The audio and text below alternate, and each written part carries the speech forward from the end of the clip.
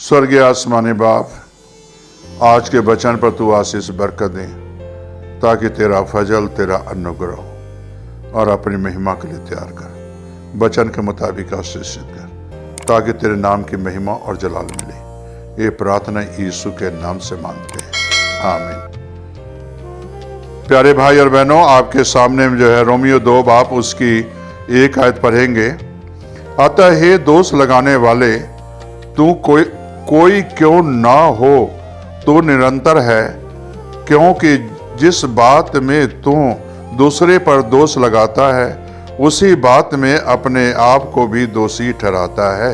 इसलिए कि तू जो दोष लगाता है स्वयं ही वह काम करता है। मेरे प्यारे भाई और बहनों, आज हमें और आपको वचन से क्या सीखते हैं, देखते हैं।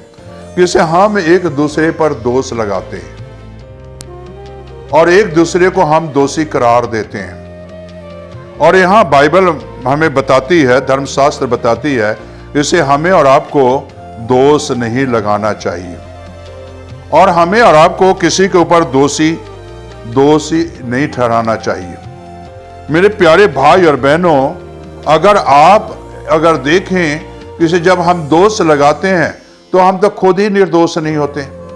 जैसा कि यीशु मसीह के ऊपर भी दोष लोग लगाते थे और कहते थे कि ये तो शैतान की शक्तियों से चमत्कार करता है। दोष लगाते थे, लेकिन वो यीशु के बारे में जानते नहीं थे। उसकी सामर्थ, यीशु की शक्ति स्वर्गीय शक्ति था। पिता ने शक्ति दी थी, किसी इंसान ने नहीं शक्ति दी। लेकिन आज हम और आप अगर देखते हैं कि इसे परमेश्वर की अदालत में, मेरे प्यारे भाई बहनों, शैतान भी हमारे और आपके ऊपर दोष लगाएगा और उस दोष से बचना है तो हमें और आपको यीशु को अपना जीवन देना जरूरी है। शैतान दोष लगाता है किसे जो है ये दोषी है और दोषी करार देता है। लेकिन मेरे प्यारे भाई बहनों, यीशु हमें और आपको निर्दोष करार देता है और निर्दोष बनाता है। और मेरे प्यारे भाई बहनों, यीशु का लहू जो है हमें और आपको निर्दोष बनाकर यीशु के आगे खड़ा कर देता है।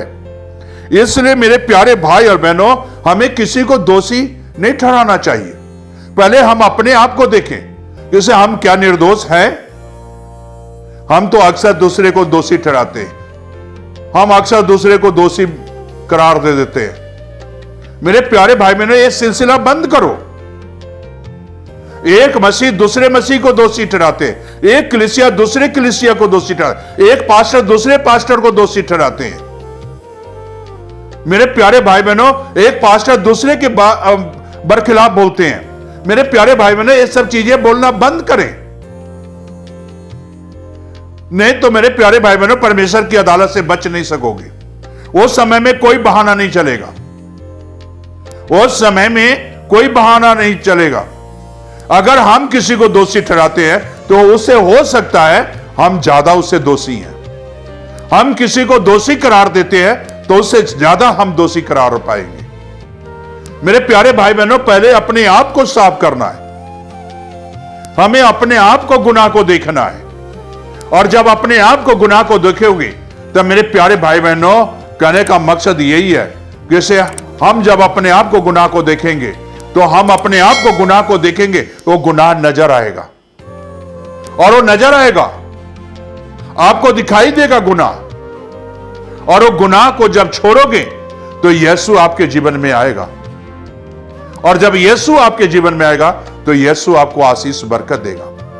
मेरे प्यारे भाई और बहनों, अगर आप देखें, मूसा परमेश्वर से बातचीत करता था और कोहराम जो है उसके अगेंस्ट में खड़ा हो गया। कहता है मूसा से ही बातचीत करेगा, हमसे भी बातचीत करता है, कोहराम कहता है। और मूसा के पास लोग आए से कोहराम ऐसा कहता है। मूसा ने कोई बात नहीं कहा, कोई अब शब्द बातें नहीं कही, जैसा कि आज कलीसिया में पाई जाती है। एक दूसरे के अपशब्द, एक पास्टर दूसरे पास्टर के अपशब्द बोलते हैं। मेरे प्यारे भाई बहनों, ये सब बोलना बंद करो। कोहराम और परमेश्वर के दास मूसा से सीखो। उसने कोहराम के बारे में कुछ नहीं कहा, कहता इसका न्याय कल करेंगे। और मूसा जो है कोहराम के घर के पास गया, कोहराम ने मूसा के पास आया, घर जाकर कहता है, मूसा कहता है जो कोहराम के साथ होना चाहता है उसके साथ हो ले, और जो मेरे साथ आना है मेरे साथ आ जाए। मेरे प्यारे भाई बहनों, जो कोहराम के साथ था वो भी मूसा के पास आ गया, और वो लोग जानते थे से मूसा से परमेश्वर बातचीत करता था। इसी तरह हम जानते हैं, हम जानकर अनजान बने हुए हैं से यीशु के साथ पिता बातचीत करता था, यीशु के साथ पिता बातचीत करता था, यीशु के साथ जो है पिता उन्हें रहनुमाई करता था, यीशु के साथ जो है पिता उनसे बातचीत करता था और अपना उद्देश्य बताता था। पिता उन्हें अपना उद्देश्य बताता था। हम जानते हैं, आप भी जानते हो। और इसी तरह मूसा के बारे में वो लोग भी जानते थे। और जब वो लोग आ गए और मूसा ने प्रार्थना की, परमेश्वर तू जानता है तो किससे बातचीत करता है और किससे नहीं करता है। तो देखिए मेरे प्यारे भाई और बहनों, कोहराम के जो है पैर के जमीन से नीचे जो है जमीन फटा और घर समेत और कोहराम के साथ वाले पूरे परिवार नीचे चले गए, जमीन के नीचे। मेरे प्यारे भाई बहनों, याद रखना से मूसा के साथ परमेश्वर बातचीत करता था और यीशु के साथ भी यहोवा पिता उनसे बातचीत करता था।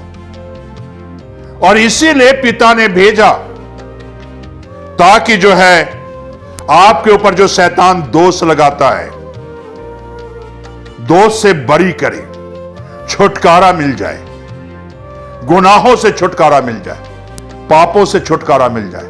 आपको बरी करने के लिए यीशु आया इस जगत में, पापों से छुटकारा देने के लिए आया है, न कि आपकी बहाना सुनने के लिए आया है।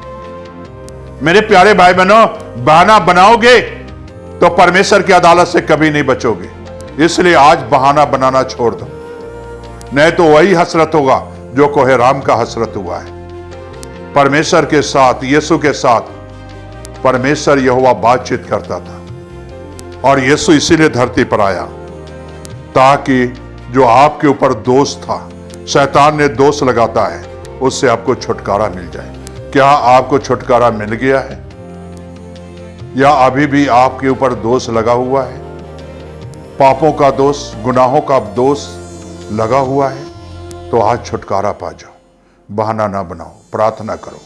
स्वर्गीय आसमानी बाप, आज हम बहाना बनाने वाले ना पड़े, बल्कि खुदावंद अपने गुनाहों से तौबा करें, पश्चाताप करें और तेरे पास आए ताकि हमेशा की जिंदगी पाए। जीवन देने के लिए खुदावंद इस धरती पर आया और अपने बच्चों को तू जीवन देता है, आशीषित करता है। तेरा धन्यवाद देता हूं। ये प्रार्थना यीशु के नाम से मांगते हैं, आमीन।